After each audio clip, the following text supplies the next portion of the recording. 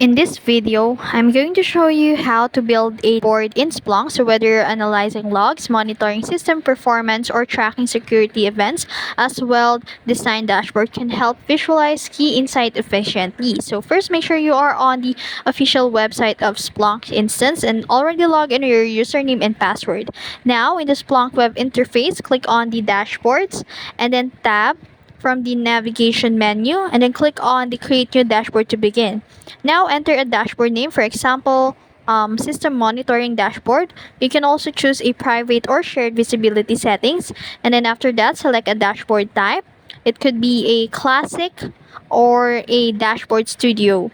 So click add panel to start visualizing the data. You can also choose a method like new search or saved search, and then after that you can enter a Splunk query in the search bar.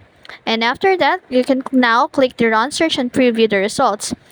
And select how you want to display the data. It could be line chart, bar chart, pie chart, or single value. And then after that, click save to add the panel to your dashboard. And you can also customize the dashboard layout. You can, after that, save and share your dashboard if you want.